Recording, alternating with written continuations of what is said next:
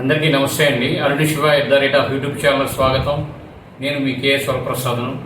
నేను మీకు ఈరోజు వీడియోలో అమ్మవారికి మనం జనరల్గా దసరా నవరాత్రులు 10 రోజులు జరుగుతాయండి. ఈ సంవత్సరం అధిక మాసాలు వీటి వలన ఒక రోజు అనేది అదనంగా అనేది అమ్మవారికి అలంకరణ చేస్తున్నారండి. ఆ 11వ అలంకారం ఏమిటి అనేది మనం చూద్దామండి. దసరా ఉత్సవాలు ఏటా 10 రోజుల పాటు నిర్వహిస్తుండగా ఈ ఏడాది మాత్రం 11 రోజుల పాటు జరపనున్నారు. 10 ఏళ్లకు ఒకసారి తిథి మార్పు వల్ల అమ్మవారికి 11వ అవతారంలో భక్తులకు దర్శనం ఇస్తారని ఆలయ వేద పండితులు అనేది చెబుతున్నారు. ఈ ఏడాది కాత్యాయని దేవి రూపంలో 11వ అమ్మవారు ప్రత్యేకంగా దర్శనం ఇవ్వనున్నారు. ఇలా 10 ఏళ్లకు ఒకసారి 11వ అవతారం ఉంటుందన్నారు.